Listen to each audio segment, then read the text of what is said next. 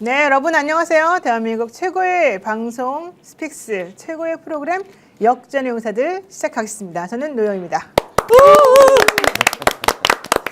네, 크리스마스 어제 잘 보내셨습니까? 오늘 정말 추워서 아침에 제가 새벽에 나왔는데 체감 온도가 거의 영하 20도 정도 되더라고요. 너무 추웠는데 그래도 지금은 오히려 조금 따뜻해진 것 같긴 합니다만 추운데 너무 고생들 많이 하셨고요. 특히 바깥에서 오늘 일하신 분들 정말 건강 꼭 챙기시기를 바라겠습니다. 네, 저희 오늘 역전의 용사들 또 여러분들하고 한번 힘차게 시작을 해보도록 하겠습니다. 많은 분들께서 역시 또 우리 프로그램 재밌다 해주시면서 또 동접 들어와 주셔서 감사드리고요. 오늘 같이 방송 함께 하실 분 소개하겠습니다. 우리 김종옥 정치학 박사님 어서 오십시오. 네, 그리고 그 옆에는 우리 이경 기자님, 네, 스픽스 정치 에디터님, 어서 오십시오. 네, 안녕하세요. 반갑습니다. 오늘도 따끈한 취재거리를 가지고 왔습니다. 요즘 아주 조금만 궁금해 주세요. 네, 요즘에 아주 이경 우리 에디터님, 우리 이경 기자님께서 너무 활동을 활발히 하셔가지고 매우 풍성해지고 있고요. 아주 좋습니다. 또 오늘 기대해 보도록 하고요. 또 우리 정말 이 스픽스의 죄송합니다 이런 표현 마스코트 네, 김대호 기자 이분 뉴스 대표 어서 오십시오. 네, 안녕하세요. 김정희입니다. 네, 잘 지내셨어요? 네, 열심히 지내고 있습니다. 너무 쑥스러워하시는데요, 마스코트라니. 예? 아니, 왜냐면 노영희 변호사님 보러 오시는 분들이 많다는 걸 알기 때문에. 전혀 아닙니다. 여기 지금 이분 네. 뉴스 기자들 응원하시는 분들 진짜 많고요. 네, 우리 이경 에디터님 오시니까 좋다는 소리도 진짜 많고요. 댓글에 그래도 마스코트는 노영희 변호사다. 이런 거 훨씬 많을 것 같습니다. 그런 건 아닙니다. 저희 또 나이가 있기 때문에.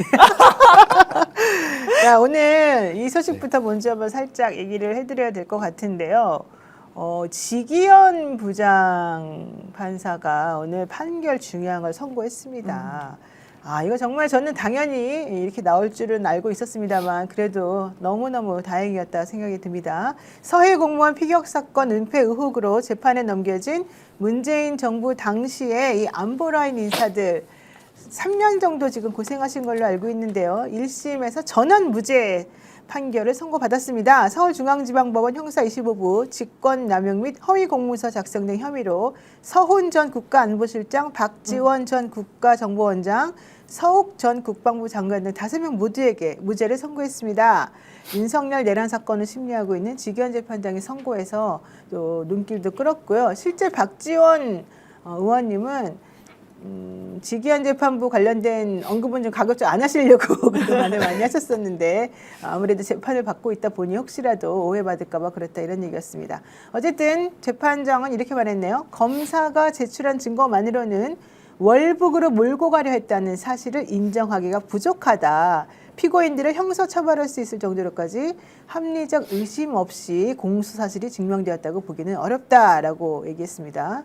게다가 피고인들이 성급하고 섣부르거나 꼼꼼하지 못했다 이런 얘기는 조금 할 수 있을지언정 미리 특정 결론이나 방향을 정해놓고 그것에 맞춰서 진행할 정황을 찾아볼 수 없다고 밝혔는데요. 여기에 대해서 국민의힘에서는 이거는 민주당이 사법부를 장악했다는 아주 명확한 증거다.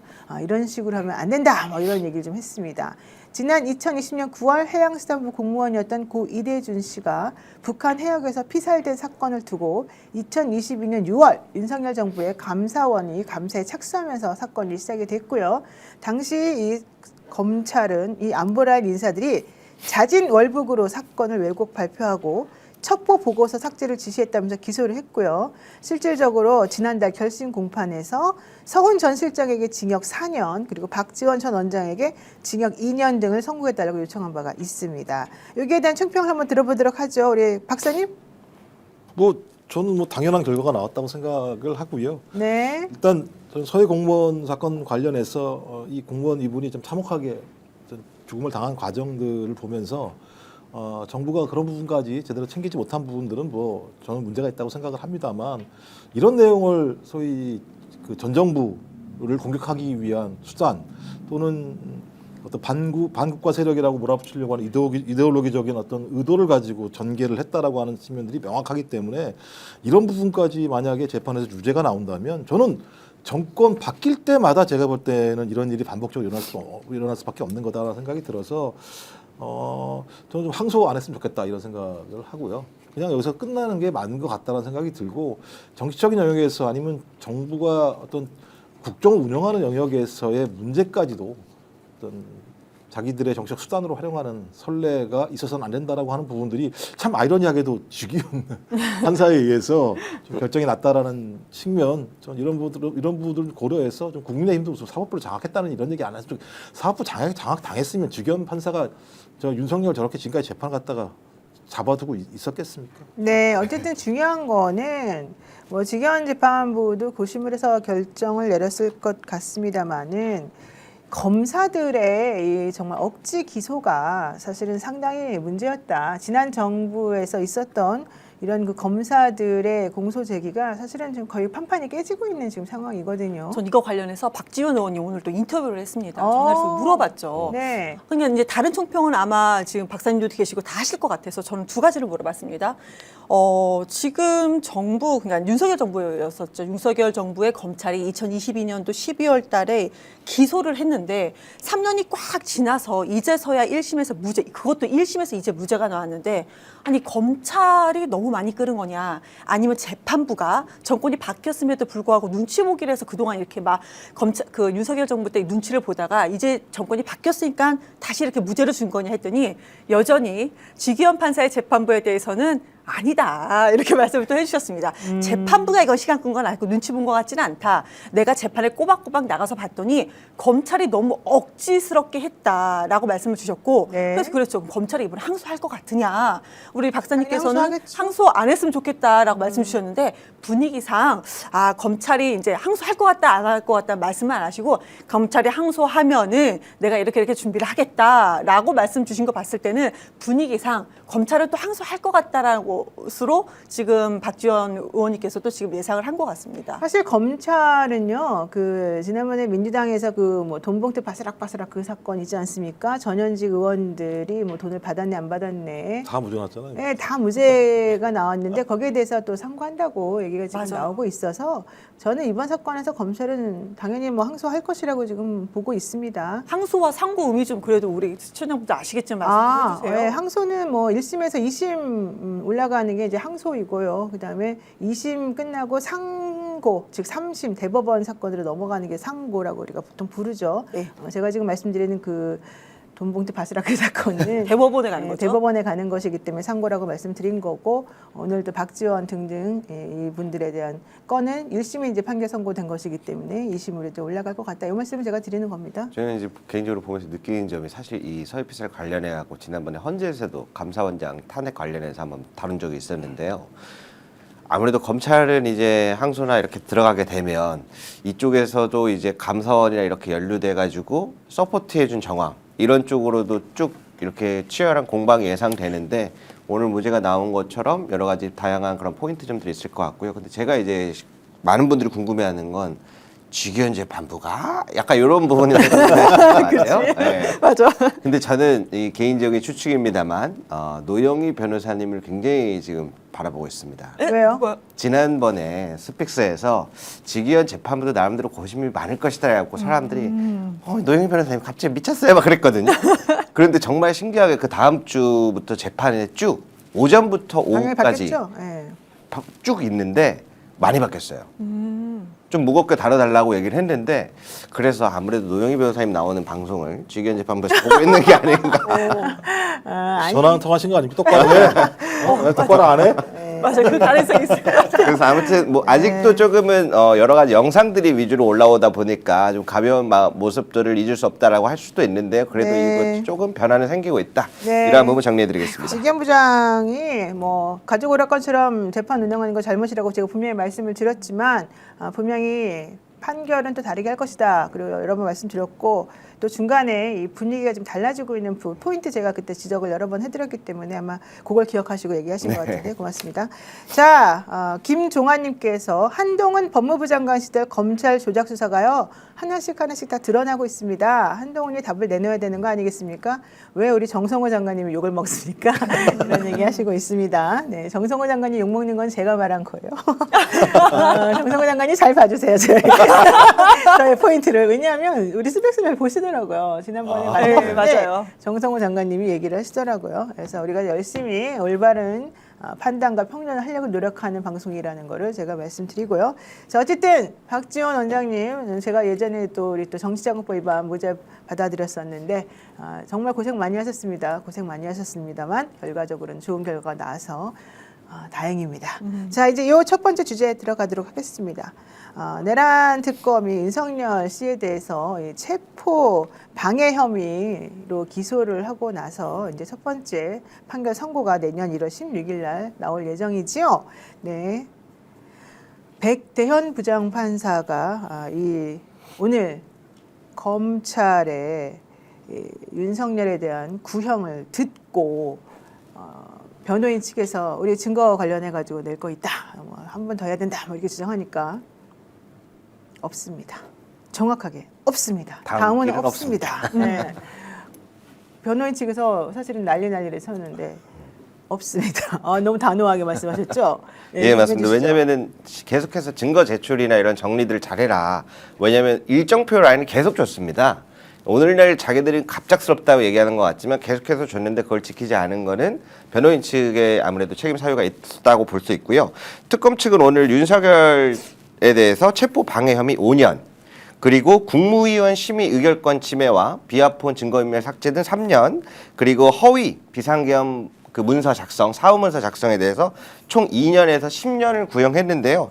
이게 지금 법적으로는 최대 징역이 11년 3개월 정도까지 최대 구형 선고가 가능한데 10년 정도라고 하는 것은 좀 가장 세게 내란 특검이 이번에 구형을 선고했다. 이러한 이야기들이 주로 나오고 있습니다. 네, 조은석 특검 12.3 비상계엄 관련 체포 방해 및 국무위원 계엄 심의 의결권 침해 등 혐의를 받는 윤석열 씨에 대해서 오늘 서울중앙지방법원 형사합의 35부 재판에서 징역 10년을 구형했습니다. 그런데 변호인 측에서 뭐예요? 우리 지금 할 게 더 남았기 때문에 이런 식으로 하는 건 편파적입니다. 왜 맨날 특검 얘기만 들었습니까? 이제 이런 얘기를 할 것을 대비하여 백대현 부장판사가 먼저 이렇게 얘기했습니다. 12월 21일자로 피고인 측에서 증거 목록을 제출했는데 그 증거들 문서로 다 준비했습니까? 그러니까 변호인이 네, 준비 거의 다 됐습니다. 백대현 부장이 가져오셨나요? 다음 길에 내겠습니다. 180여 개에 대한 서중조사, 조사 증거유지 설치와 관련해서 그런 내용들을 준비했거든요. 백대현 부장이 다음은 없습니다. 오늘 중에라도 재판 끝나고 나서라도 가지고 오십시오. 그러니까 변호인이 안 됩니다. 불가능합니다. 그랬더니 백대현 부장이 그럼 좋습니다. 증거 신청 받아들이지 않겠습니다. 문서 송부 속탁 신청 아직 도착하지 않은 거 전부 다 취소합니다. 공수처에 문서 제출 명령 했던 것도 다 취소하겠습니다. 증거조사 마칩니다. 와. 박수. 오, 야, 이렇게 심플하게, 이렇게 확고부동하게, 정확하게. 왜냐하면 본인이 그 전부터 여러 번 얘기를 했거든요. 그렇죠. 이게 브리테가 아니거든요. 네. 예. 인기 많으세요, 이분? 백대현 부장판사. 맨 처음에 이진감 판사 재판부 괜찮다고 얘기했던 게 스픽스에서 처음 제가 이렇게 말씀드렸고 그렇죠. 네네. 그 다음에 나왔던 게 백대현 판사 좀 괜찮은 것 같다. 요즘에 보고 있는 거는 이상민 재판부의 류경진 재판관. 맞아. 네. 거기도 그렇죠. 굉장히 날카롭게 하면서도 불필요한 것들을 싹싹 잘라내요. 왜냐하면 여기는 계속 받아주면 끝도 없이 가져가요. 네. 그래서 이렇게 딱 적절하게 소송을 지휘를 하는 게 굉장히 중요하다. 이 말씀을 드리는 이유는요. 다른 재판부에서도 많이 참고하시라고 잘하면 칭찬을 받습니다. 판사들 전체적으로 기류가 좀 변한 것 같긴 해요. 제가 느낌에. 그때 그랬잖아요. 그래서 다 바뀐다니까. 김영현 증인 나왔을 때 진술 거부 하실 거예요. 그랬더니 예, 제가 선선하지만 진술 거부. 아 그러세요? 그럼 나가세요. 그냥 딱 나가버리려고. 그러니까 재판 자체가 그렇죠. 루즈하게 흐르지 않으면서 이제 아주 그냥 정확하게. 국민들이 이 재판의 무게감들을 어떻게 느끼는지 판사들도 느끼기 시작했던 것 같고 좀 그런 측면에서는 조희대 대법원장의 소나기에서 상당 부분 많이 풀려나는 거 아닌가 생각이 바로 들어서 그겁니다. 예, 상황이 지금 매우 그러니까 조희대의 권력이 조금씩 무너지면서 판사들이 과거와 같이 양심에 따라 독립적으로 판단할 수 있는 흐름으로 좀 조금씩 전환되고 있는 게 아닌가 생각이 들어서 다행이라는 생각이 들더라. 그래서 끝까지 저희가 경계심을 놓치지 말고 맞습니다. 네, 중요한 말씀을 주셨는데 결국에는 이제 마지막에 선고가 어떻게 나와야 되냐 이때까지 긴장의 끈을 놓지 말아야 되고요. 그럼 오늘 나온 재판에 있어서 주요 중점 내용을 간단하게 네, 좀 말씀해 정리를 주세요. 해보겠습니다. 자, 윤석열이 항상 하는 얘기가 있죠. 고도의 통치행위다. 그 주장을 하는 이유가 정확하게 정리를 해드리자면 네. 국무회의를 왜 해야 되는지 몰라요. 그러다 보니까 야 고도의 통치했는데 그걸 내가 윤석열이가 왜 해야 모른다는 돼? 거죠? 네. 그래서 한덕수가 해야 된다 해서 했던 거고 그래서 비상계엄 시간이 10시에서 밀려난 거고 10시 이후로 자 그리고 강희구랑 김정환 이 비서실장과 수행실장이 이 빨리빨리 올 수 있는 사람들 위주로 불러야 된다 해서 국무위원 대충 스킵해서 올 수 있는 사람 위주로 불렀다 해서 국무회의를 열라고 하는 의지가 없었다. 이게 나왔고요. 사후 문건에 대해서 또 하나 논란이 있는데요. 이제 뭐 증거인멸 관련해서 후에 만든다는 것 자체가 원래 말이 안 되긴 하는데 김용현 같은 경우에는 전 국방부 장관 같은 경우에는 계엄 이후에 12월 4일 날 사직 처리를 합니다. 네. 그런데 사후 계엄 선포문의 사인을 12월 6일 날 받아요. 근데 그때는 이미 국방부 장관이 아닌데 국방부 장관란에다가 사인을 다 한 거예요. 그리고 중요한 점은 그 강희구 부속실장이라는 사람들이 오늘날에는 네. 저기 윤석열에게 보고 안 했다라고 하는데 그렇죠. 이게 지금 특검 측이 주장하는 거는 2월 24일 날 헌재 탄핵 심판 때 윤석열에게 보고했고 승인 후에 폐기했다. 그럼 윤석열에도 책임 소재가 가는 거거든요. 네. 근데 6월 30일 특검 조사에서는 이걸 뒤집습니다. 보고를 안 했다라고. 그래서 이 부분에 대해서 같은 변호인들을 선임하면서 진술이 바뀌었다. 요 진술에 대한 조작을 하려고 했었던 거 아니냐라는 이야기가 나오면서 아까 말씀드린 대로 사직됐는데 12월 6일에 왜 국방부 장관 김용현 사인이 어떻게 들어가냐. 사직한 사람이. 이러한 부분에 있어서 특검 측이 강력하게 이번에서 이 구형에 대한 내용들을 입증해 나갔다라고 어허. 말씀드릴 수 있을 것 같고요. 네. 비화폰 증거 관련해서는 그 원래는 곽종근이라든가 여인영, 이진우 사령관 이러한 부분에서 비화폰 삭제 지시를 김성훈 차장을 통해서 하려고 했는데 이 김대겸과 그 밑에 IT 담당자 실무자 이분 제가 재판장에서 봤는데 이분이 조금 그 당시 현명했어요. 왜냐하면 여기까지 손대면 나중에 법적 공방 가면은 절대 아무것도 반항을 못한다. 그렇죠. 그래서 사실상 로그아웃만 하면 비화폰의 서버 기록이 삭제될 줄 알고 있었던 거예요. 그래서 이러한 부분들이 오늘날 강하게 작용됐다라고 말씀드릴 수 있을 것 같고요. 그리고 참고로 지금 박종준 그리고 강희구, 김정환 등 계속해서 진술이 바뀌는데 뒤통수를 치고 있는 것 같습니다. 본인들 살기 위해서. 그래서 앞으로 오늘날 지금 윤석열이 받고 있는 재판은 7개고 앞으로 몇 개가 더 추가 개소될지 모르겠습니다만 네. 다 합치면은 100년이 넘게 나오지 않을까 저는 이렇게 그 생각하고 사람들이 뒤통수보다는 이제 본인이 네. 살기 위해서 진실을 그렇죠. 이제 말한다라는 게 맞겠죠. 네, 그렇죠. 맞습니다. 네, 맞습니다. 감사합니다. 사실 윤석열 씨에 대해서는 하나가 더 추가가 됐습니다. 오늘 뭐가 추가가 됐는지 혹시 아셔요? 예, 오늘 하나 추가 기소했는데 그 저기 선거 때 본이 허위 네, 사실. 허위 진술한 얘기. 네네. 뭘 허위 진술했나? 건진법사 전성배 씨. 건지면서 만난 적이 없다. 뭐 이런 얘기했던 거. 예, 네. 또 하나가 있던데 갑자기 기억이 안 나는데 건지법사 한 건도 있고 또 한 다른 건이 있는 저기 뭐 변호사 누구 아는지 모르는지 그 건도 있었고요. 예. 네. 어쨌든 윤석열 씨가 계속해서 자충수를 벌이고 있다라는 게 이제 중론인데요. 자, 윤석열 씨 10년 구형 받았을 때 그 표정 등등 해가지고 한번 좀 보도록 하겠습니다. 이 사건 공소 사실 전체에 대하여 피고인에게 징역 10년을 선고함이 타당합니다. 이상과 같이 증거들에 의해 공소 사실 전부에 대해 합리적 의심 없이 증명이 이루어졌으므로 피고인에 대하여 유죄 판결을 선고하여 주시고 피고인의 이 사건 범행들은 그 범정이 무겁고 죄책이 중하므로 피고인에게 징역 10년의 형을 선고하여 주시기 바랍니다. 이상입니다. 어리둥절 이렇게 하고 있는 거. 도리도리, 네. 슬로우 도리도리. 못 알아듣는 것 같지 않나요? 괜찮았나요? 10년이 말이 돼요?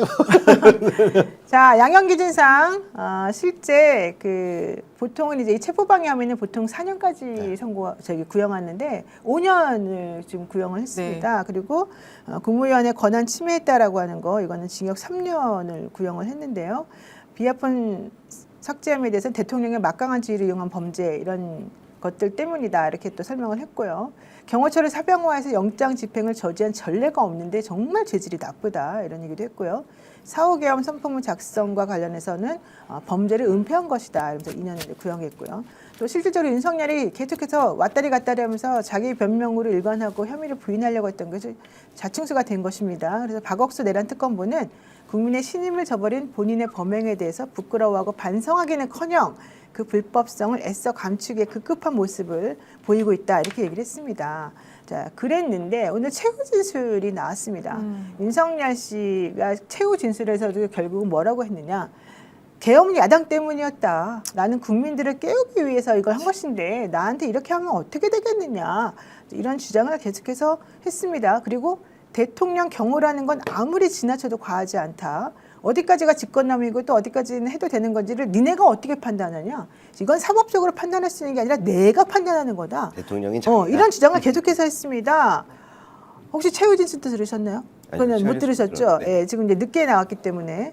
그러면서 내가 대통령의 계엄 해제했는데도 내란몰이 하면서 대통령 관저에 막 밀고 들어오는 모습을 니네가 보지 않았느냐. 얼마나 대통령을 가볍게 생각하면 이렇게 했겠느냐. 이러면서 자기는 정말 정당한 행위를 했을 뿐이다라는 주장을 했습니다. 김종욱 박사님 이거 어떻게 봐야 됩니까? 일단 뭐 핵심은 세 가지인 것 같더라고요. 그러니까 반헌법적인 국회 독재 때문에 그걸 막으려고 내가 비상계엄을 했다라고 얘기하는데 예를 들면 이제 그 거대 야당이라고 하는 건 누가 만들어준 겁니까? 그렇죠. 국민이 만들어준 거. 그렇죠. 윤석열 얘기대로 하면 나 국민과 싸울 거야. 이런 거잖아요. 국민이 만들어준 다수 거대 야당 때문에 국정 운영에 발목을 잡혔다고 얘기하는 거니까 국민이 국정 운영에 발목을 잡았다고 얘기하는 거랑 마찬가지이기 때문에 논리적으로 정합성이 하나도 없고요. 이렇게 했다고 헌정 질서가 붕괴된다고 얘기를 해요. 아니 거대 야당이 자기들이 추구하는 방식대로 국회를 운영하면 그게 헌정 질서가 붕괴되는 거예요? 대의민주주의의 대자도 모르면서 이런 얘기 한다는 게 좀 짜증이 났고요. 두 번째는 계속 개몽령 얘기하더라고요. 2시간 만에 끝났어요. 맞아요. 그게 2시간이건 3시간이건 4시간이건 헌법과 법률에 어긋나면 그건 불법이에요. 그건 내란에 해당되는 거예요. 이건 무슨 뭐 이걸 다르게 설명할 방법이 아무것도 없다는 거 하나하고 또 하나가 대통령이 계엄을 해제했는데도 지가 해제했어요? 국회가 해제했지? 그렇죠. 자기가 그냥 그 나중에 저기 국무회에서 의결만 해서 땅땅땅 했을 뿐인 건데 이렇게 했다고 이게 내란몰이다 이렇게 얘기하는 건 약간 좀 소라이 아닌가라는 느낌이 들 정도. 딴 나라에서 살고 있는 것 같아요. 그다음에 대통령 관저에 막 밀고 들어오는 것. 이걸 예를 들면 민주당이 했습니까? 대통령 관저 밀고 들어가라고 누가 허가장을 내줬어요? 법원에서 법원이 내준 거잖아요. 그리고 그렇죠. 윤석열이 임명한 경찰이 그거 밀고 들어간 거잖아요. 그러니까 전혀 앞뒤가 안 맞는 얘기들을 가지고 있으면서 헌재에서 했던 내용과 거의 유사한 내용들로 반복하고 있기 때문에 여전히 본인은 이 와중에도 자기가 소위 내란 범죄의 우두머리가 아니려고 하는 진짜 처절한 몸부림을 보이고 있다라는 생각이 들어서 네. 찌질의 극치다. 네. 저는 이 정도 내란을 벌일 때는 목숨 걸고 하는 거 아니에요? 실제적으로? 그것도 있어요. 국가 비상사태를 발생시킨 원인은 국회와 거대 야당이다. 그러면서 항상 윤석열이 하는 얘기가 윤석열 측의 변호사도 그렇고 옹호하는 밖에 외부에 있는 변호사도 그렇고요. 비상사태가 뭐냐 물어보면 대답을 못해요. 그러면서 하나 얘기하는 게 있습니다. 특활비, 검찰 특활비도 깎고 막 그렇게 예산 다 삭감하지 않았느냐. 제가 비상사태가 발생한 정도이냐 이렇게 물어보면 거기에 대해서는 말을 다 돌려서 정확하게 답변하지 못합니다. 그러니까 그들의 정신세계가 이런 것 같아요. 우리 그 박사님께서도 이게 제정신이 아닌 것 같다는 식으로 말씀을 주셨는데 저는 더 나가서 윤석열이 요즘에 보면 눈 초점이 많이 흐려져 있어요. 처음에는 술을 안 먹었고 초점이 좀 밝은 듯 하였으나 초점이 많이 흐려져 있거든요. 그래서 좀 미친 거 아닌가 하는 생각. 이거 너무 쉬운 발언인가요? 저의 개인적인 생각이었습니다. 네, 미친 것 같다. 안성님께서 실형 7년 나오겠습니다. 이렇게 말씀하셨는데 실형 7년 나오는지 그거보다 더 나오는지 한번 나중에 판단을 보고 나서 얘기하는 것으로 하고요. 미라클님, 성렬아, 국민은 이미 깨어있다. 이렇게 또 얘기해 주시네요. 네. 제가 한 가지 정리를 좀 하자면은 사실 지금 재판부에서 일어나고 있는 내용인데 아까 김종욱 박사님 좋은 말씀 주셨는데 계엄을 해제하려고 했던 의지가 전혀 없었다고 봐야 되거든요. 그렇죠. 계엄 당일날 국회에서 계엄이 해제되고 나서 윤석열은 어디로 갔을까요? 지휘통제실 작전실로 갑니다. 거기 벙커로 간 거 아닌가요? 그럼 거기로 내려가서 뭘 했느냐가 중요한데 네. 법령집을 두꺼운 걸 가지고 왔다는 거예요. 그렇죠. 법령집을 갖고 와서 계속 법령을 살피더니 중간에 김용현이 노상원과 몇 차례를 통화를 했다. 그리고 나서 이 신속 사단 각 여단마다 1000여 명씩 출동할 수 있는지 그거를 한두 시간 작업을 한 걸로 지금 재판부에서 증언이 나오고 있거든요. 네. 근데 그거를 박한수 계엄사령관이 안 불어요. 모르는 척 자꾸 도와주는 것 같아요. 아, 그렇구나. 그래서 그러한 부분들도 꼭 밝혀져야 된다. 네, 그리고 실제 국회에서 계엄 해제됐기 때문에 선언을 해줘야 되는데 국회에서 계엄 해제하더라도 내가 안 지켜도 되는 거 아니야? 이걸 자꾸 물어봤다는 겁니다. 그렇죠. 네, 그걸 확인하기 위해서 시간을 자꾸 끌면서 결국 안 됩니다. 이제 이러니까 4시간 버티다가 할 수 없이 계엄을 선포할 수밖에 없었던 것이었기 그 때문에 가명인 박수박 중령 진술하는 내용이 있잖아요. 네. 윤석열이 김용현에게 그걸 핑계라고 돼요? 그렇게 잡으라고 했잖아요. 그다음에 한 얘기가 뭐냐면 다시 걸면 된다.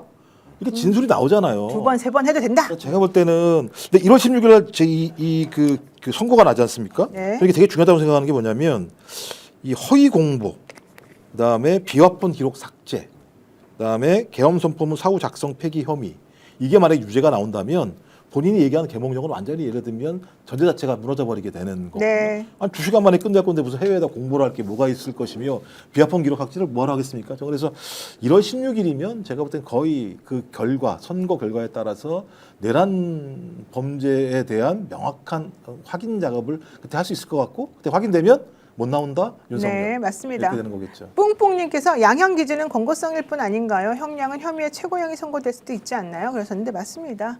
그래서 지금 현실적으로는 중형이 선고된 것이고요. 아마 저는 요거에 근거에서 내지는 요거보다 좀 더 높이도 나올 수 있지 않을까 생각을 하는데 어쨌든 한번 지켜보도록 하고요. 자, 보수 진영에서는 어떻게 생각하는지에 대해서 우리 또 취재를 해오셨지 않습니까? 네. 예, 한번 들어볼까요? 무슨 말이었는지? 네. 우선은 보수 쪽에서는 제가 이제 김소연 변호사와 너무 그분을 너무 이렇게 높이 해 주시는 거 아니에요? 김세현 변호사? 네. 우선은 김소연 변호사 했는데 전반적인 내용이 뭐냐면 위헌이 아니다예요. 뭐가 위헌이 아니에요? 아니 그 윤석열이 이제 내란하고 한 것이 계엄을 선포하고 한 것이 위헌이 아니다. 그렇기 때문에 지금 이 재판부에서 지금 이렇게 재판을 하고 아니 그러니까 뭐냐면 위헌이 아닌데 왜 체포하러 오냐? 그거 자체가 잘못된 것이다. 이렇게 주장을 하고 있는 거예요. 그러니까 제대로 된 사법 통치행위를 네. 저희가 했을 뿐인데 형사재판에서 이거 자체가 위헌이 아닌 자기 본인들은 아직 위헌이라고 나오지 않았고 위헌이 아닌데 형사재판부에서 이거를 윤석열 체포를 저지하는 걸 가지고 범죄 혐의라고 얘기하고 구형을 검찰이 구형을 하고 이제 선고가 된다는 것 자체가 말도 안 된다라고 하고요. 그래서 제가 물어봤죠. 아니 헌재에서 이거 위헌이라고 했어요. 그거는 헌재의 얘기인 거지. 이거는 우리가 생각할 때 위헌이 아니다라는 겁니다. 그래서 이거 지금 윤석열이 그러면 그 아까 그 특활비 얘기했잖아요. 이거를 지금 계엄을 선포하는 것이 국회에서 그 예산을 다 삭감하고 했다라는 거잖아요. 거기에서 특활비 얘기를 여기서도 하더라고요. 아니 그 특활비 얘기하고 이런 부분에 대해서 특활비를 좀 빼고 저지했다고 해서 이거를 이거를 그 계엄을 선포하는 거 맞습니까? 할 수 있죠. 대통령의 권한인데요. 너무나 깜짝 놀랐습니다. 이해가 안 되는 게 우리나라에서 위헌 여부를 판단할 수 있는 데는 유일해요. 헌법재판소밖에 없어요. 맞아요. 어디가 할 거예요, 그거 갖다? 그다음에 예산권도 헌법에 다 있는 거예요. 국회가 하라고. 국회에서 예산을 줄일 수도 있고 늘릴 수도 있고 하는 거. 그거 가지고 말도 안 되는 변호사라는 사람이 그런 얘기하고 앉아 있고 그것도 내란 우두머리 지금 혐의를 재판받고 있는 사람 그 하나 옹호해 주려고 그렇게 하고 있고 그런 내용 가지고 방송 나와서 얘기하고 있고. 서정욱 변호사님도 윤석열 씨에 대해서 피의자에 대해서 상당히 좀 옹호를 많이 했잖아요. 이분은 목소리는 담지 못하고 문자가 왔어요. 과도한 구형이다. 7년이요. 과도한 구형이다. 내란 재판 후에 선고되어야 한다고 봅니다. 이렇게 말씀 주셨습니다. 서정욱 변호사 얘기는 뭐 제가 뭐 뻔한 얘기입니다. 네. 그런갑다. 네, 그런 답도 하면 될 것 같고요. 이게 실현치맘님께서 또 듣다 보면 네. 도움 되는 경우가 있습니다. 아 그래요? 네, 뭐가? 뭐가 이렇게 도움이 되죠? 그쪽 저도 의도를 많이 봅니다. 그걸 읽을 수 있어요. 네. 서정욱 박사, 서돌 변호사의 그거를 제 유튜브를 국민의힘 유튜브를 더 많이 보는 정도로 많이 보는데 머리 아파. 도움이 돼요. 왜 그러냐면 그래서 머리가 더 많이 빠지시는 거예요. 그래서 스트레스 이거 받아서? 건강보험료 적용 안 되나 아무튼 제가 정리해드리면 왜 이런 일들이 지금 발생하고 왜 이 체포 자체가 위헌이다. 헌재가 나왔지만 지금 윤석열도 헌재에다 위헌심을 신청하겠다는 거잖아요. 이상한 짓 하는데. 자, 그런데 이게 왜 그렇게 방향을 가는지를 정리를 해드릴게요. 처음 했었던 경호처장이 박종준 경호처장이었다가 김성훈으로 바뀌잖아요. 네. 왜 바뀌었냐? 12월 8일 날 김용현 전 국방부 장관 당시 공간에 압수수색 영장에 수사관 한 명이 들어와요. 근데 그 전날에 야 너네 한 명도 못 들어오게 해. 그랬는데 그 부지 안에 국방부 장관 쪽에 수사관 한 명 영장 집행하러 온 거예요. 들어보낸 거예요. 그래서 난리를 칩니다 막. 그래서 윤석열이? 네. 그래서 김성훈을 교체가 된 거예요. 원래 김성훈은 실세이기도 했어요. 2인자처럼 보이는 1인자이기도 했는데 이거를 빌미해서 2차 체포 중간 사이에 교체가 됩니다. 그래서 박종준 경호처장이 오늘날 재판부에서 윤석열 변호인단을 안 써요.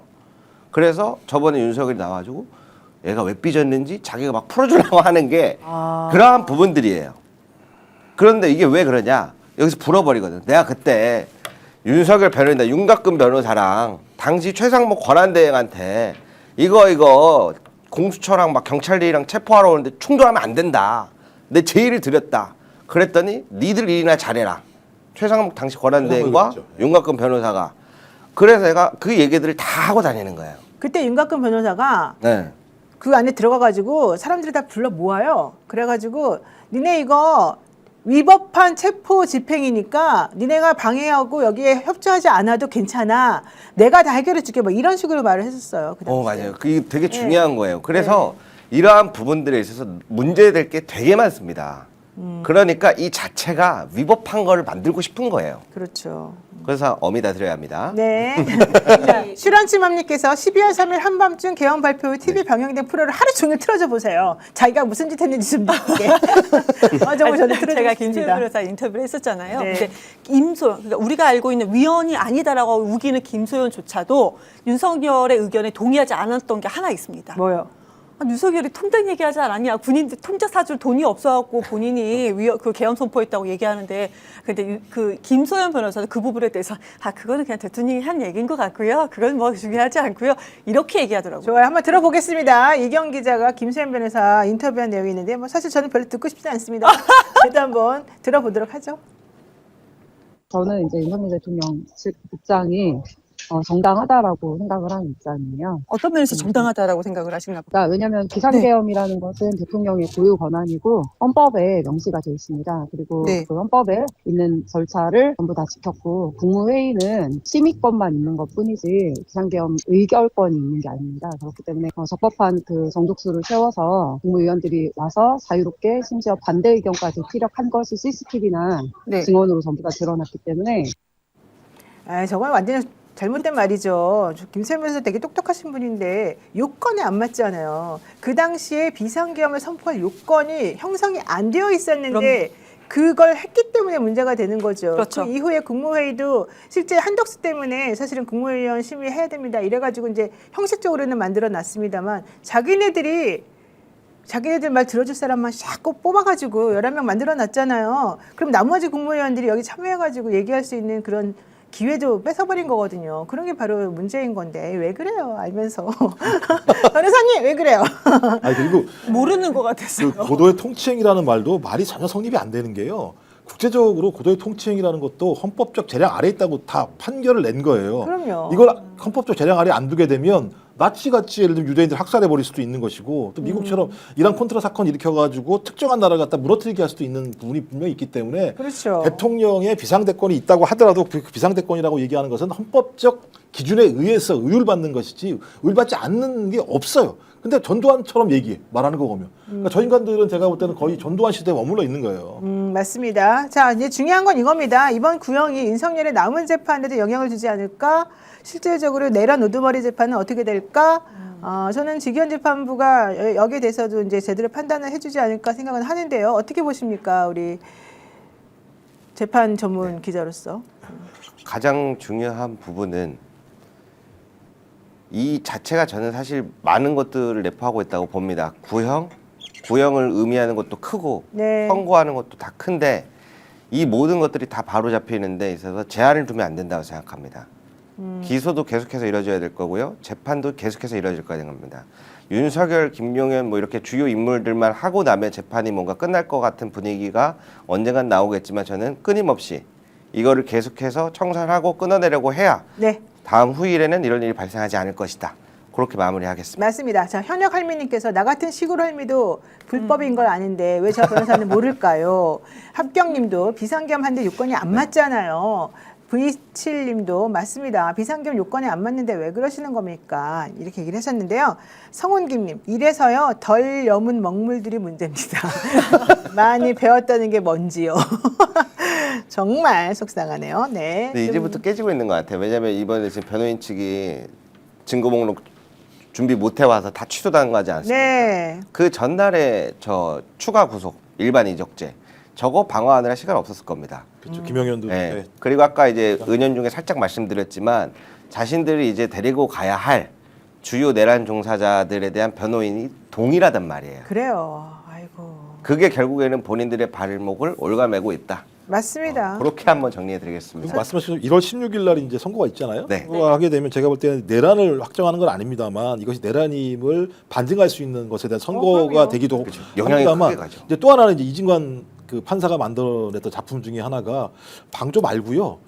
주요 임무 종사자로 좀 바꿔요라고 얘기했던 게 21일 날 한덕수에 대한 판결이 나오게 되잖아요. 그러면 내란 주요 임무에 종사한 사람이 유죄가 나오면 그 내란을 진두지휘한 우두머리가 유죄가 안 나올 수가 없는 거죠. 당연히 그렇습니다. 그럼 제가 볼 때 지금 우리가 얘기하는 10년 이런 거 별로 중요하지 않아요. 그냥 내란 우두머리는 사형 또는 무기징역이기 무기징역, 때문에 그렇죠. 다른 게 다 글로 샥 합쳐지는 거지 않습니까? 전 그래서 네. 21일 날 딱 판결 보면 제가 볼 때는 뭐 그냥 빼박으로 갈 수밖에 없다. 거기도 만약에 직위원이 또 한 번 또 다른 탈옥을 시키려고 구상을 한다? 제가 볼 때 그럼 법원 존립하기 어려울 거라는 생각이 들고요. 아, 법원도 그렇게까지 이상하게 행동하지는 않을 것으로 보이고요. 자, 이제 두 번째. 갈수록 더 커지는 논란. 김병기 원내대표 사건을 한번 좀 얘기를 해봐야 될 것 같습니다. 김병기 원내대표가 사실은 이제 어제 페이스북에 이런저런 올린 거가 사실은 잘못된 것이었다라고 하는 이 판단들이 조금 많은 것으로 보입니다만은 오히려 대응할수록 불길이 더 커지는 것 같고 뉴스타파, MBC, 한겨레가 계속해서 지금 이 보도를 이어나가고 있는데요. 오늘은 또 두 가지 정도가 또 나왔습니다. 김병기 원내대표의 배우자가 서울 동작구 의회 업무 추진비를 사적으로 받았었다는 얘기인데 이게 뉴스타파에서 그 녹취까지 공개를 했습니다. 그 동작구 의회에 있는 부의장이라고 하는 사람이 내가 가지고 있던 업추비 카드를 이 부인에게 줬다. 그래서 이 부인이 7월부터 8월 정도까지 이 업추비 카드를 썼는데 내가 정당하게 사용할 수 있는 나도 100 얼마를 썼는데 이 김병기 원내대표의 부인은 270만 원어치를 쓰더라. 내가 어제 밤까지 막 다 계산해가지고 다 확인해놨다. 뭐 이제 이런 얘기까지 나왔는데요. 왜 이 부인이 이런 업무 추진비 카드를 사용한 것입니까? 나는 이게 이해가 안 가거든요. 이 조진희 동작구의 부의장인데요. 도대체가 이런 일이 왜 벌어지고 있는 건지 좀 이해가 안 가거든요. 박사님 이거 뭐라고 설명하시겠습니까? 저는 이건 보편적인 건 아니라는 생각이 들어요. 이게 사실이라고 한다면 그렇죠. 김병기 원내대표 부인이 가지고 있는 독특한 예를 들면 이게 사실이라면 위법적인 행위를 지금 벌인 거나 마찬가지 상황이잖아요. 그래서 구의원 자체가 자기의 카드를 부인이 쓰게 만든 일이어서 그리고 또 자기가 또 알리바이를 또 만들어요. 이거 어떻게 하죠? 물어봤더니 보좌진이 여의도에 최근에 자주 왔다고 그렇게 하면 되지 않을까요?라고 얘기하는 건 이게 단발성이 아닐 수도 있겠구나라는 느낌이 또 드는 거죠. 그런 알리바이를 된다라고 얘기하는 건 이게 그냥 이례적이지 않을 수도 있었겠다. 그러면 김병기 의원이 3선이었으니까 이게 좀 그러니까 계속 이게 퍼지게 되는 거예요. 이게 하나가 나오기 시작하면 거기서 끊지 못하면 계속 거기에 변명을 하게 되면 계속 벌어질 수밖에 없는 건데 저는 김병기 원내대표가 그래 왔다고 맨 처음부터 쿠팡부터 시작한 거잖아요. 따지고 보면 쿠팡에 있는 그 대표들 이렇게 만나기 시작하면서부터 거기서부터 조금씩 예를 들면 변명을 하던 것이 계속 이어져 왔던 측면들이 있어서 야 이게 수습하기 좀 어려운 국면까지 좀 온 것 아닌가. 그러니까 뭐라고 설명하겠어요. 그러니까요. 자, 뉴스파에서 공개한 내용에 따르면 이 조진희 동작구 의회 부의장과 김병기 원내대표의 배우자 이 씨의 육성 녹취가 있는데요. 실질적으로 이 카드를 이 김병기 원내대표의 부인이 조진희 씨로부터 제공을 받아서 여의도 소재 고급 일식집 등에서 사용한 것으로 지금 확인이 되고 있고요. 이 조진희 씨하고 배우자 이 씨가 각각 김병기 의원실의 보좌직원과 통화를 또 2022년 8월 이제 한 내용이 좀 있습니다. 이와 관련해 가지고 사모가 카드를 썼다는 게 지금 계속해서 정확하게 나오는 내용이고요. 이게 업무상 횡령에 해당할 수 있는 거 아닌가? 이제 이런 법률적인 얘기도 나오지만 그것보다 더 중요한 거는 이런 식으로 사용해도 된다라고 했던 그 생각. 저는 좀 솔직히 좀 이해가 안 가거든요. 어쨌든 보좌직원 A 씨 사모님이 여의도 식당에 많이 가셨는데요. 대여섯 군데 됩니다. 두세 번씩 식당을 중복으로 가셨는데요. 제가 빨리 시간을 내서 여의도를 한 번 더 순회를 하겠습니다. 배우자 이 씨가 방문한 식당을 본인이 이용한 것으로 조작할 수 있는지 확인하기 위해서 이제 가보겠다 이런 내용이었는데 실제 업무 추진비 내역하고 녹취 내용이 일치한다는 것이고요. 김병기 원내대표하고 겹치는 동선도 있었다라고 하는 얘기가 지금 나오고 있습니다. 조금 좀 문제가 좀 상당히 심각한데 이러다 보니까 우리 김혜경 여사 그때 그 정말 8만 얼마, 10만 예. 얼마 썼다는 것 때문에 그 곤욕을 치르던 3만 얼마였지? 3만 얼마였습니다. 3만 예, 얼마요? 본인 비용은 3만 얼마였었던 그렇죠. 거죠. 예. 그런 것들을 생각해 보면 사실은 그 얼마나 이게 지금 문제인 걸 알면서도 이런 걸 생각했다는 건 좀 말이 안 되는 것 같습니다.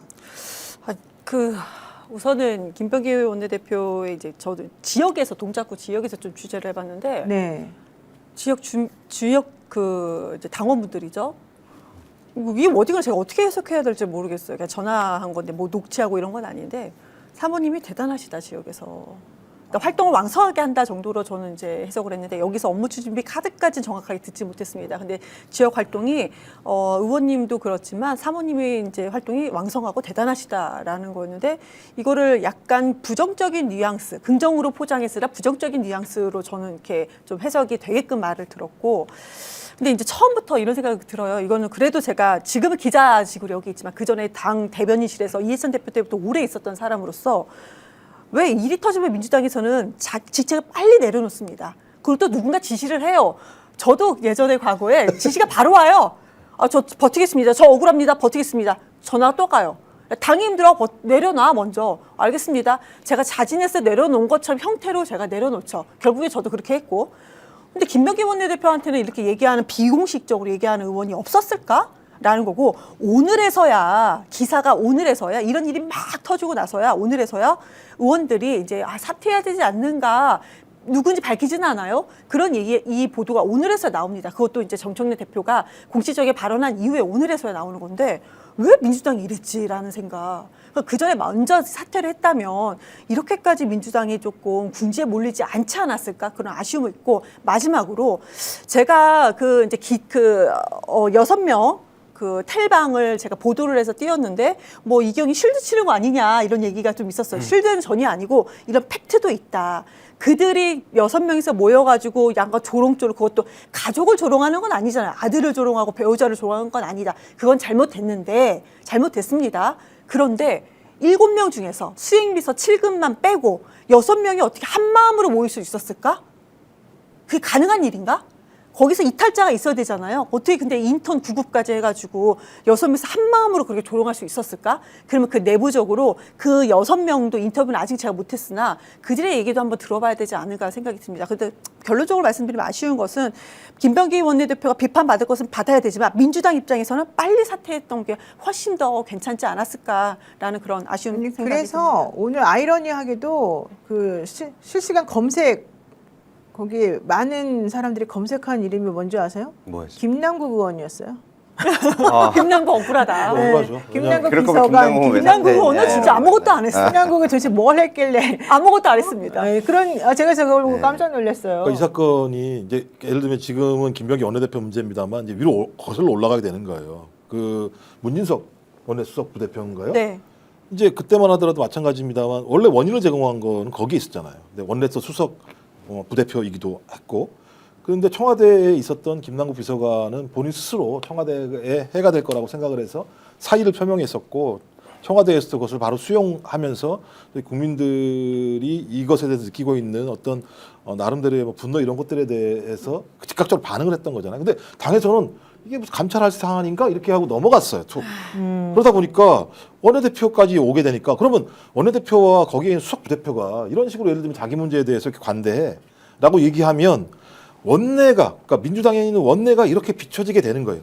특히 내란 재판이 수행되고 있고 수사가 진행되고 있는 상황에서 집권 여당, 정부 여당은 매우 엄격한 도덕적 잣대를 가지고 스스로 자중하고 최대한 절제하면서 국정을 운영해 나갈 수밖에 없는 상황인데 이런 상황에 일이 벌어지게 되면 앞으로 정책을 추진하든 아니면 어떤 입법을 하든 소위 신뢰할 수 없는 어떤 것이라는 국민적 여론이 만들어지게 되면 역으로 또 내란을 진압하는 과정에서 상당히 그것이 중대한 문제가 될 수 있는 측면이 있거든요. 전 그래서 이 문제와 관련해서 뭐 이미 제가 볼 때 박수현 대변인이 대강 어떤 가이드라인은 나온 거라는 생각이 들어요. 그러니까 뭐냐면 이제 거치 표명까지 할지는 모르겠지만 그래서 거치 표명을 이제 거론한 거죠, 실제적으로는. 네. 그다음에 금년간에는 금년간에는 시간 중 또 다른 어떤 상황이 발생할지 이게 뭐냐면 다른 얘기들도 많이 나오고 있다. 그러니까 김병기 원내대표에 대한 네. 그래서 이게 계속 가게 되면 일파만파가 될 수도 있다라는 거 하나하고 또 하나가 민심 흐름이 크게 어떻게 갈지 살펴보며 입장 발표 내용과 수위를 정하지 않겠나라고 얘기했기 때문에 가장 위에는 거취를 표명해야 되는 거 아니냐라고 하는 내용도 있는 거고 이거 만약에 내일 모레라도 계속 또 다른 것들이 밖으로 나오게 된다면 이거 우리가 커버하기 어려운 거 아니냐라는 입장을 얘기했기 때문에 전 이제 오롯이 김병기 원내대표 스스로의 정치적인 결단만 남아있는 것 같다 이런 생각이 일단 그 정청래 대표도 매우 심각하다, 송구하다라고 이제 첫 기자회견에서 밝혔습니다만은 김병기 원내대표도 답을 했습니다. 30일 날 이와 관련해서 내가 입장을 발표하겠습니다. 월요일인가요? 예, 내가 이제 뭐 기자회견은 하지 않겠지만 사실관계 이제 규명하는 것으로 말씀을 드리면서도 내 상황에 대해서 혹은 민주당에 더 이상 이제 누가 되지 않는 방식으로 뭔가 입장을 발표하겠다 이제 이런 얘기를 하고 있기 때문에 이제 봐야 될 것 같기는 한데요. 이제 문제는 지금 김병기 원내대표가 또 하나의 지금 곤란 지경에 빠져 있는 게 있습니다. 그 본인이 페이스북에 공개했던 그 12장의 텔레그램 캡처본과 관련해서 실제 거기는 그 구급 인턴이라고 불리우는 사람이 제공한 것처럼 사실 이제 그 노란색으로 이제 딱 표시가 되고 나머지는 다 왼쪽에 있으니까 이렇게 됐잖아요. 그러니까 실제 저것은 내가 제보하지 않았는데 이제 그 구급 인턴이 오늘 한겨레하고 인터뷰를 한 거죠. 네. 저 텔레그램 캡처 내가 제보하지 않았는데 지금 내가 제보한 것처럼 지금 되고 있다. 나 너무 억울하다. 저거는 내가 김병기 원내대표의 부인이 나에게 와서 뭐 핸드폰을 바꿨는데 어떻게 사용할지 모르겠다 해서 알려주는 과정에서 2, 3분 동안 자리를 뜬 시점이 있었는데 그 타임에 내 계정을 도용해서 저렇게 지금 사용한 거 아니겠느냐. 난 너무 억울하고 화가 난다. 이런 얘기를 지금 해서 이것도 도덕성 논란까지 지금 그러니까 지금 던지고 있습니다. 오늘날 공개된 텔레그램의 저 내용이 네. 내가 어디다 제보한 게 아니고 보좌관 입장에서는 제보한 게 그렇죠. 아니고 네.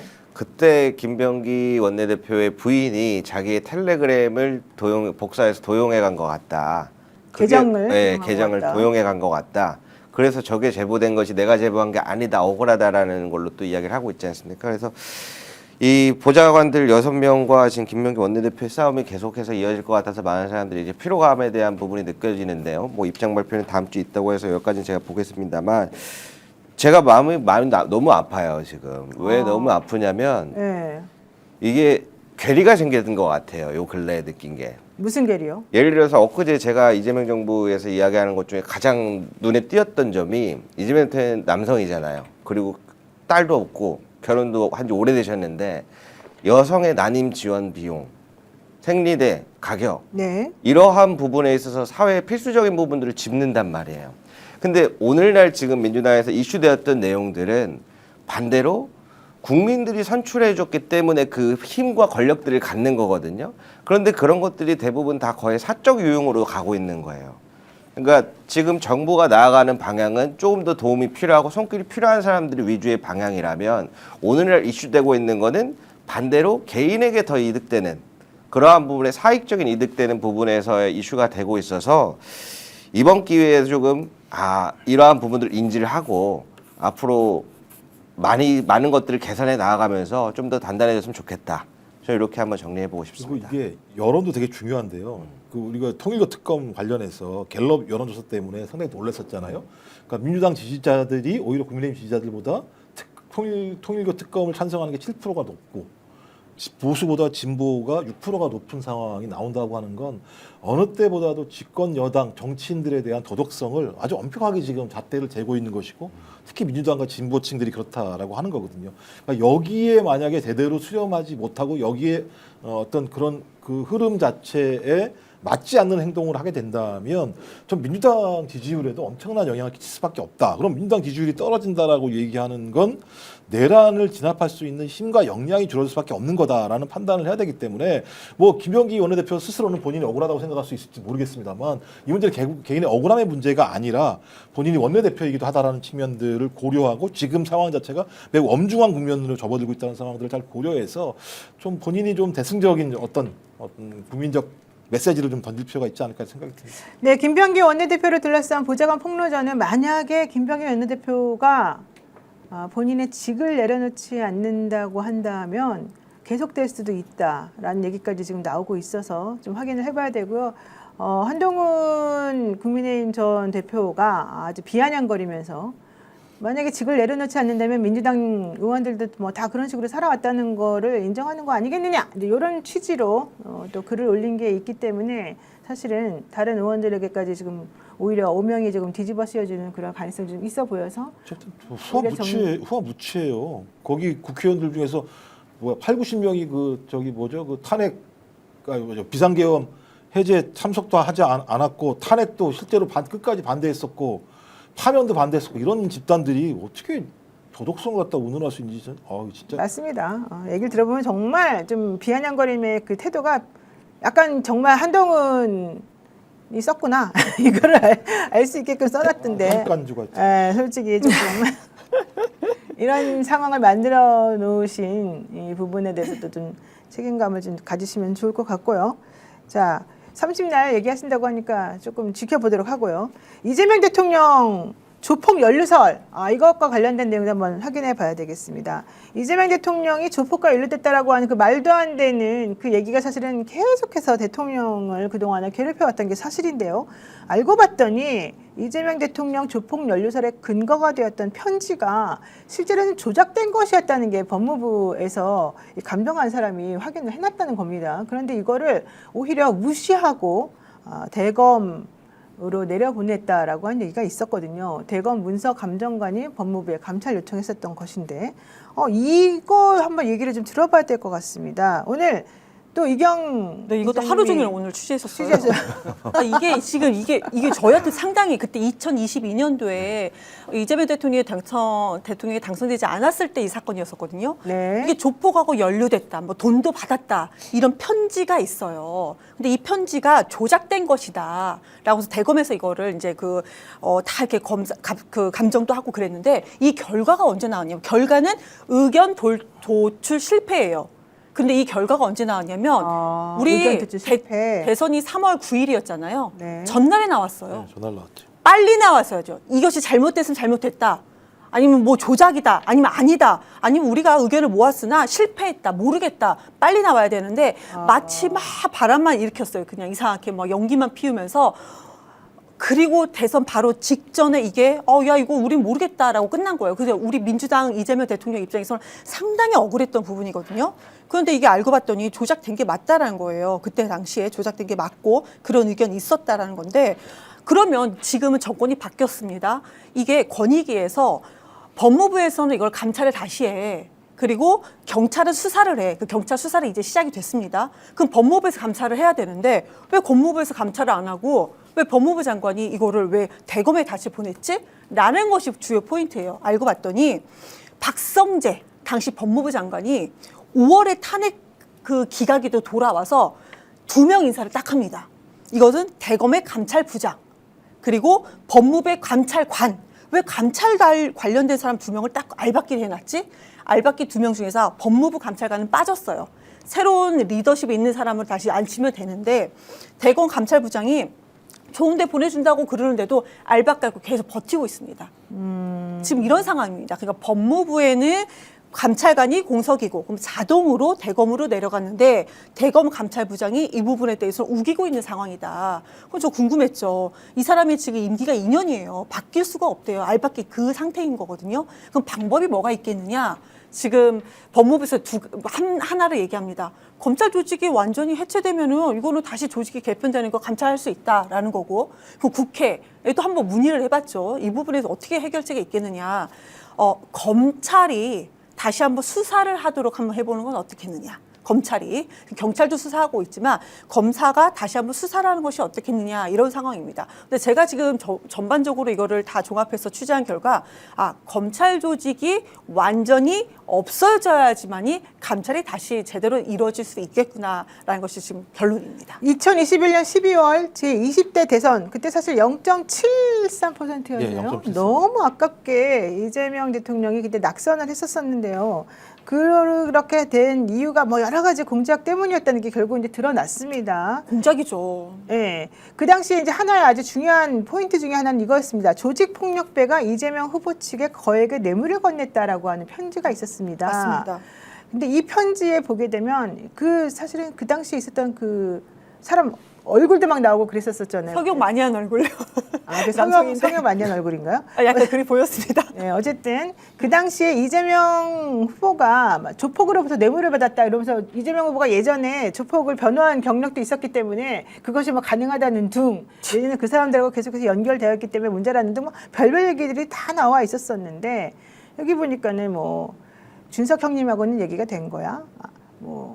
그다음에 이 지사 측에 내가 현금으로 준 건 7차례 정도고 10억 정도였어. 뭐 이딴 얘기가 이제 막 이렇게 나왔었단 말이죠. 그래가지고 우리가 이거 말도 안 된다 이제 이런 얘기를 했는데 그때는 민주당 얘기를 전혀 듣지를 않았었고 그래서 이상하다 그러고 이제 말았는데 딱 대선 바로 직전에 뭐 네. 감정 불가 뭐 이런 식으로 이제 결과가 나왔었다는 건데 알고 봤더니 그게 아니었다는 겁니다. 당시 대검찰청 법과학분석과에서 근무했던 오모 감정관이 실제 그 당시에 편지 조작 가능성을 제기했던 문서 감정을 했고 네. 여기에 대해서 의견을 보냈는데 이 분석 결과와 관련해 가지고 이 부분에 대해서 제대로 조치가 취해지지 않았었다는 거죠. 맞아요. 그러니까 분석감정관이 이제 이거는 조작이다라는 것을 의견을 했는데 선임감정관이 이걸 무시했다라는. 그렇죠. 필적을 직접 감정했던 오모 감정관이 원래 편지를 쓴 사람이 아닌 제3자의 필적일 가능성이 매우 높다고 판단을 했었는데 이게 윗선에서 묵살이 됐다라고 하면서 국민권익위에 이제 공익신고를 했던 게 이제 이번에 밝혀졌습니다.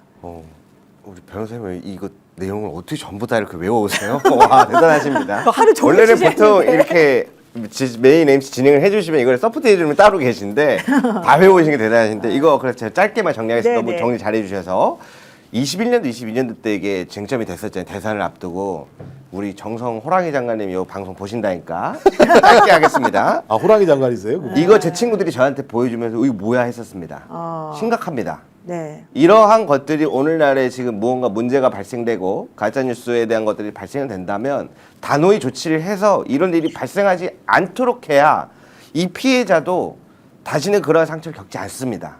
그렇지 않으면 또 다른 피해자 또 분명히 발생합니다.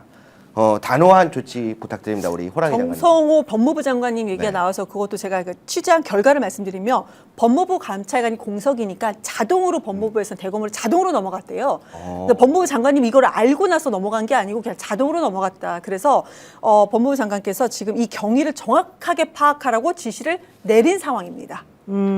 어쨌든 그 당시 편지 내용이 이제 쭉 있었었는데 그 중에 이제 가장 중요한 부분이 바로 이 지사 측에 내가 현금으로 준 건 7차례 정도 10억 정도야 라는 이 문구가 다른 제3자가 쓴 필적인 것 같다라고 하는 감정 보고서가 있었다는 것이고요. 그게 네. 바로 감정관 모두의 공통된 의견은 도출하지 못했다는 결론으로 이어졌는데 그게 너무 이상했다는 거죠. 이 대선 직전에 막. 오모 감정관이 보기에는 이건 다른 사람의 필적이었는데 네. 그래서 확인 좀 해달라고 했는데 결론은 그냥 아닌 것도 아니다 뭐 이제 이런 식으로 애매모호하게 나오긴 했습니다만 바로 그게 법무부의 그 알박기 인사 때문이 아니었겠느냐 뭐 네. 이런 얘기인 것 같아요. 그리고 이제 이게 보니까 지금 뭐 저기 경찰이 지금 수사한다는 거잖아요. 네, 경찰은 지금 이거 수사 중에 이거 있습니다. 되게 대단히 중요한 사건인 게 뭐냐면요. 이거 정말 검찰이 선거에 개입한 거예요. 직접적으로 개입한 거랑 그렇죠. 마찬가지예요. 바로 그겁니다. 이게 네. 선임감정관이 개인적으로 한 건지 집단적으로 한 건지 우리가 알 수가 없는 거예요. 근데 이거는 뭐랑 비슷하냐? 띠지랑 비슷해요. 그 관범권 띠지 문제랑 유사한 부분이기 때문에 이건 예를 들면 김건희와 건진 이 사람들을 살려주기 위해서 검찰이 어떤 형태로든지 이걸 했을지도 모른다라고 하는 의혹 때문에 상설특검까지 지금 진행이 되고 있는 상황이잖아요. 네, 네. 맞습니다. 이것도 마찬가지인데 검찰이 이런 짓을 한 번만 하지 않았을 거라 생각이 들어요. 저는 여러 번 했을 거라 생각이 들거든요. 네. 그래서 검찰이 진짜 선거에 개입한 사례인지 아닌지 명확히 확인할 필요가 있다. 이거 확인하지 않게 되면 저는 이런 권한을 가지고 있는 인간들이 계속 어떤 조직에 있건 이렇게 활용해 먹을 수도 있는 측면들이 꽤 있기 맞습니다. 때문에 이거 명확히 좀 수사할 필요가 있다. 마드로님이 당시 다 필적 감정 다르다고 했는데 언론에서는 전혀 다르지 않았죠. 이것도 저는 짚고 넘어가야 될 부분이라고 생각하는데요. 우선 이경 기자가 우리 전현희 더불어민주당 의원과 인터뷰한 내용이 있어서 한번 들어보도록 하겠습니다. 그 편지가 이제 사실상 조작된 편지라는 게 최근에 드러났습니다. 조사를 이제 대검에서 감찰을 하고 있는데 감찰관이 지금 박성재 전 법무부 장관이 이런 알박기 그래서 임기 2년 동안 박성재 장관이 임명한 감찰관이 이것을 감찰을 하기 때문에 아마 제대로 감찰을 하지 않을 가능성이 높다 이런 우려가 높고요. 그래서 네, 맞습니다. 국민권익위원회에서 최근에 이 사안에 대해서 공직선거법 위반 또 청탁금지법 위반 형법상 직무유기 등의 혐의로 경찰에 이 사건을 송부를 했습니다. 경찰에는 이제 이 사건을 지금 수사 중에 있고요. 그리고 또 하나 권익위에서 또 대검에도 보냈어요. 네, 법무부로. 맞습니다. 지금 네, 이제 네. 법무부로 보냈는데 대검으로 대검으로 다시 보낸 보냈죠. 거죠. 네. 정말 전현희 의원님이 정리를 잘 해주시네요. 아주 정확한 말씀을 지금 해주셨는데 어쨌든 요점은 결국 진실은 드러나기 마련이다. 이제 이런 얘기인 것 같은데요. SLAL님 말이 맞는 것 같아요. 저런 조작질에도 살아남은 이재명 대단하지 않습니까? 조국도 한동훈도 김어준도 문재인 전 대통령도 그 누구도 이재명 대통령을 능가할 수가 없을 것이다. 다들 이재명 대통령이 고마워야 되는 거 아니냐. 정말 그 말이 맞아요. 맞네요. 이게 지금 사실 가장 어려운 부분입니다. 아까 얘기했던 부분. 네. 제가 생각해봤거든요. 언제 나는 이재명이라고 하는 지금 대통령을 굉장히 호감적으로 됐어요? 바라보게 됐을까를 봤을 때, 그래서 제 오늘날의 민주당 이슈들을 취재하면서 정리를 해봤어요. 어떻게 이 사안을 바라봐야 될까. 그런데 이 사람들 사실 이재명 대통령이 굉장히 억울한 일이 많았잖아요. 이 사람 그때마다 어떻게 대처해야 하는지를 봤어요. 근데 단 한 번도 나 억울해요라는 말을 한 적을 들은 기억이 없더라고요. 우리들한테 그런 식으로 네. 호소하거나 이러지 않죠. 네. 내가 정정당당히. 그렇죠. 끌고 저였으면은 나가겠다 막 했죠. 억울하고 막 동네방네 소문내고 다니고 막 전화하고 할 텐데 그렇죠. 한 번도 나 힘들다 억울하다고 얘기한 적이 없어요. 그냥 묵묵히 걸어 나가야 된다고 생각하더라고요. 국민들을 위해서. 그러한 부분들이 지금도 눈에 아른거려서 이거 사실 법사위에서 이야기 나온 지 꽤 오래됐거든요. 맞습니다. 예. 근데 오늘날 다시 이제 이러한 부분들이 좀 진척이 생겨서 이야기가 나온 건데 이번 정부에는 필요한 것들은 전부 깔끔하게 정리하고 넘어갔으면 좋겠다는 생각입니다. 그게 사실 최고의 우리가 해줄 수 있는 부분의 응원 아닐까 싶습니다. 또 정말 좋은 말씀을 하시네요. 맞아요. 이재명 대통령은 살아남을 수밖에 없는 게 예전에 성남시청, 그러니까 제가 이제 그 취재를 한번 간 적이 있었어요. 성남시장일 당시 아주 옛날이죠. 화장실에 갔어요. 뇌물, 반드시 적발, 스티커가 아주 큼지막하게 어디 있었냐. 화장실 딱 앉잖아요. 눈앞에 거기 딱 보이는. 붙어 있습니다. 이러신 분이에요. 그러니까 성남은 그럴 수밖에 없는 게요. 성남시장들 옛날에 줄줄이 다 들려가가지고 맞아요. 그러니까 이재명 그 당시 성남시장이 되면서 성남시정이라고 하는 것이 깨끗해지게 된 맞습니다. 거죠. 그 전에는 완전히 제가 진흙탕, 온갖 돈 해먹는데. 그래서 그때 거기 재정이 난리가 났었잖아요. 그렇죠. 그래서 그때 모라토리엄 막 선언하고 선언하고. 했던 거죠. 네. 예. 자, 김종환님께서 언제쯤 조작이 없는 세상에 살 수 있을까요? 이러셨는데 이제부터 살고 계시는 겁니다. 걱정하지 마시고요. 제대로 잘 될 것 같습니다. 일편단신님, 조작질 일삼는 검사들에게 가장 잘 어울리는 단어는 악마가 아닐까요? 이런 얘기 하셨고 하랑님이 국민 여러분 이재명 대통령 배신하지 맙시다. 이게 충성파들이 많으시구나. 그럼요. 아유, 사실 조금 대통령 칭찬하려면 저는 좀 약간 좀 명구스러워서 내지는 낯간지럽죠? 낯간지러워서 안 하려고 했는데 그래도 이런 거는 정말 끈질기게 살아남으면서 사표의 기정이라고 하는 게 살아있구나. 이걸 우리들에게 보여주는 산 증인인 것 같아서 근데 진짜 잘해요. 좋습니다. 좋아요? 네, 좋아요? 진짜 잘해요. 아니, 뭘 이제 하셨어요? 좀 늦게 알았는데 안타깝네요. 진짜로. 네. 그 전에는 안 좋아하셨나 봐요. 아까 말씀드렸잖아요. 그 전에 궁금하세요. 교수님 그러시면 어떠셨어요? 아니 예전에는 21년, 22년 대선 때는 아까 말씀드린 것처럼 막 친구들이 막 조폭 연루자 이런 거 가져와서 보여주고 하다 보니까 잘 몰랐어요. 그런데 지금 오늘날 와서 보니까 어떻게 하면 더 오래 볼 수 있을까 그 생각만 하고 있을 정도로 진짜 잘합니다. 그러니까 네. 진짜 실행으로 보일 수밖에 네. 없는 것 같아요. 그 지금 최근에 뭐가 문제냐면 인스타가 문제라고 얘기하잖아요. 인스타 20대 같은 경우 극우화되는 가장 중요한 원인 중에 하나가 인스타 내에 나오는 짧은 예를 들어 임팩트 있는 글들을 가지고 그게 빡빡 박혀가지고 그게 사실로 인식하는 20대, 10대, 20대들이 되게 많다라고 하는 거예요. 맞아요. 근데 방법은 그것이 얼마나 나쁜 건지를 현실에서 보여주지 않으면 쉽게 예를 들면 그 생각들을 버리지 못하는 게 문제여서 저희들이 참 할 일이 많습니다. 22년도에 이제 당선이 안 됐을 당시에 제가 이제 캠프 때부터 대변인이었는데 사람들이 그때 민주당 내에서 이재명 이제 본선 후보 이재명 후보가 본선 후보가 될 가능성이 그렇게 높지 않았을 때였어요. 근데 저는 캠프 대변인인데 주변에서 많이 물어보죠. 너는 왜 다른 후보들도 그때 이제 다른 후보 이낙연 후보가 이제 약간 좀 대세했어요. 처음에는 거기 안 가고 왜 이쪽에 갔냐. 근데 아니야 이재명 후보는 저는 이렇게 얘기했죠. 제가 선택한 후보야. 성남시장, 경기도지사까지 나는 다 기자로서 지켜봤었는데 야. 이분 대통령 만든 나라에서 나도 살고 우리 애들이 그때 대학 가고 하는데 그때 한번 살아보게 하고 싶다. 그게 저의 얘기였습니다. 근데 이제 하셨다니까 좀 아쉽긴 하네요. 네, 찰스 운님께서 너무 자랑스럽습니다 얘기하셨는데 아마 대한민국도 이재명 보유국으로서 자랑스러워할 것 같은데 아직은 초창기니까 우리가 열심히 지지는 하면서도 좀 매의 눈으로 좀 지켜보면서 응원하는 것이 필요할 것 같고요. 네. 이재명 대통령 재판에 불려다니면서 지칠만도 했는데 그때 어떻게 그렇게 버텨냈는지 생각하면 대단하다 이 얘기를 하고요. 또 송영길 대표 얘기도 하고 있네요. 송영길 아이고 불쌍하다. 얼마나 힘들었을까 이런 얘기도 홍두깨님 하시는데 진짜 순환 당한 분들이 많네요. 살이 엄청 빠지셨어요, 성 네, 대표님. 맞습니다. 자, 이 얘기 해보겠습니다. 쿠팡. 아 정말 쿠팡 너무해. 아이고. 자체 조사해가지고 개인정보 유출은 3,000개밖에 안 됐다. 그 사람 알고 봤더니 쿠팡 이걸 뭐라 그래야 돼요? 이 쿠팡 배달하는 박스라 그래야 되나? 거기에다가 노트북을 부셔가지고 담아가지고 하차를 빠뜨렸더라. 그래서 우리가 찾아와가지고 확인한 거다. 도대체 이런 말도 안 되는 얘기를 할 수가 있는 겁니까? 이 사람이 중국 사람이라는 거잖아요.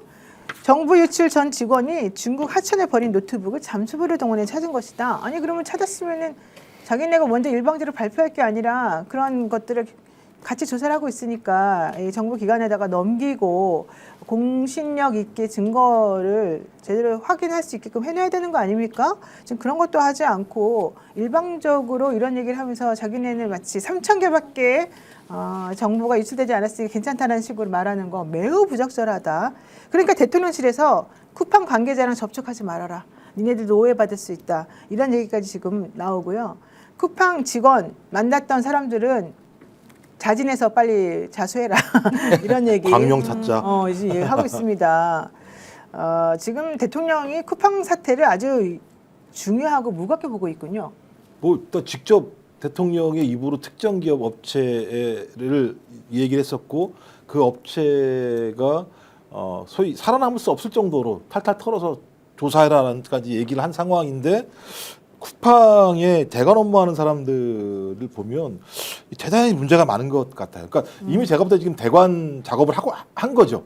그러니까 관계장관 회의가 열리기 직전에 이걸 발표를 하잖아요. 그러면서 핵심적인 내용은 이거 1인 범죄야. 쿠팡이랑 아무 상관이 없는 범죄야. 그러니까. 그리고 3,300만 개라고 아예 아니야. 3,000개 정도만 나갔을 뿐이야. 그러니까 되게 작은 사건이야. 되게 작은 사건이야. 그리고 외부로 나가지도 않았어. 그러니까 막 지금 호들갑 떨면서 무슨 인허가가 문제니 세무조사가 문제니 징벌적 손해배상이니 이런 얘기 할 필요가 전혀 없어. 라고 하면서 자기들의 소위 이 보상과 제재 수위를 낮추려고 하는 작업들을 한 거잖아요. 또 하나는 야 우리 이렇게 큰 문제가 없는데 왜 난리야 그러면서 또 미국의 로비스트들한테 야 이거 근거를 제공해 주는 방식이기 때문에 저는 여전히 김범석을 살리기 위해서 국민적 분노에도 불구하고 지들의 대관 업무를 이런 방식으로 하는 거다라는 생각이 들어서 야 이건 진짜 본때를 보여줘야 된다. 맞습니다. 징벌적 손해배상은 어차피 소급이 안 되니까 그건 힘들다고 하더라도 저는 인허가권 문제부터 시작을 해서 강도 높은 세무조사를 통해서 이들같이 하면 우리나라에서 일하기 어려울 걸이라고 하는 걸 좀 보여줬으면 좋겠습니다. 네. 자, 그리고요, 이제 제가 너무 김대호 기자를 좋아하기 때문에 김대호 기자가 픽한 주제 하나를 소개를 해드리겠는데요. 중일 갈등이 격화하는 가운데 이 다카이치 사나이 일본 총리가 우리도 핵 추진 잠수함 도입할 수 있다. 모든 가능성을 지금 열어두고 있다. 억지력과 대처를 강화를 위한 정책을 검토하겠다라고 얘기해서 지금 문제가 되고 있습니다. 핵 추진 잠수함 보유를 시사한 것이 실질적으로 취임 후 첫 개별 언론 인터뷰에서 나온 발언으로는 지금 첫 번째가 아닌가 생각이 드는데요. 이건 왜 이렇게 본인이 하고 싶어하는 주제가 된 거죠? 저 지금 쿠팡 적고 있었는데 쿠팡 이 내용 꼭 해야지 하고 적고 있었는데 미안합니다. 그러면 네. 이제 시간 관계상 이제 빠르게 네네. 쿠팡만 먼저 정리 짧게 하고 가겠습니다. 쿠팡에서 엄청난 이런 사건이 터졌잖아요. 네. 항상 일을 하다 보면 여러 가지 사건 사고들은 많이 난다고 봐요 저는. 근데 그거를 대하는 태도와 자세가 어떤 건지를 보는데요. 사실 이게 미국 뉴스에 너무 많이 나와서 제가 알게 된 거예요. 폴리티코 정치 매체에서 이제 미국 무역 회담이 쿠팡 때문에 취소된 것 같다라는 게 보도되면서 이슈가 더 많이 됐잖아요. 근데 사실 쿠팡이 12월 15일에 미국 증권 SEC에다가 보고서를 올립니다. 우리 지금 이런 상황입니다. 투자에 유의하세요. 그러니까 미국의 금융은 무섭고 그리고 그 다음날 바로 미국 법사위 산하의 반독점 청문회가 열려요. 거기서 데럴 아이사라고 하는 센 의원이 한 명 붙습니다. 그러면서 주병기 의원 이름은 참 멋진데 옛날 칼럼 가지고 와서 그 큰 거 사진 보여주면서 이 사람 반미국가자다. 반미주의자다. 네, 반미주의자여가지고 지금 쿠팡 미국의 빅테크 기업을 공격한다라고 말도 안 되는 이야기를 쫙 풉니다. 근데 문제는 그 사람이 영향력이 센 사람들이죠. 이 로비되는 게. 그리고 나서 그 다음날 한국 국회에서 여러분들이 많이 보신 헤럴드 로저스 CEO가 나와서 저 한국말 잘 몰라요. 그러니까 완전히 차별되는 반응이에요. 대부분. 저는 이 자리여서 기뻐요. I'm happy. 왜냐세요?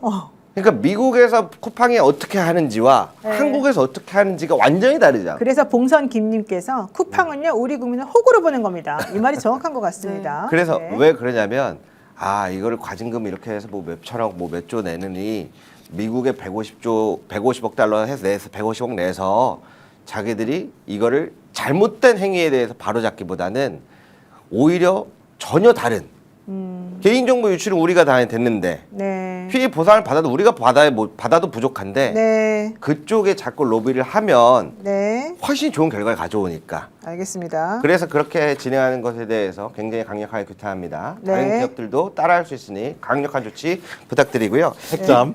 네, 빨리 핵잠 바로 핵잠 할 가겠습니다. 거예요?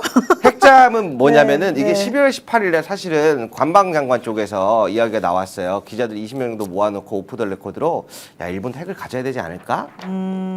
그렇게 해서 이슈가 됐는데 이제 어제 다카이치 사나이가 요미우리 인터뷰에서 직접 밝힌 겁니다.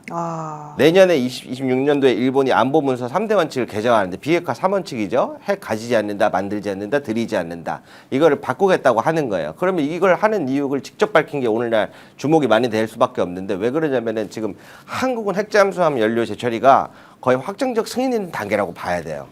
그제 트럼프 대통령이 딱 나와고 얘기했죠. 딱 그 두 글자니까 주가 12% 올라갔죠. 왜 그러겠습니까? 그 중국 군사 견제력에 있어서 이 해상 대군에 대해서 잠수함을 앞으로 미국이 30척까지 만들 계획인데 핵 기술을 넣어야 되잖아요. 그런데 한국이 그걸 만들어줘야 되는데 핵 기술을 전혀 모르는 상태에서 설계하고 만드는 게 불가능하단 말이죠. 그렇죠. 그러한 부분에서 야 한국 이거 안 되겠는데 우리도 어떻게 해서 이번에 받자. 라고 하는 이러한 움직임들을 계속해서 주목해야 됩니다. 왜?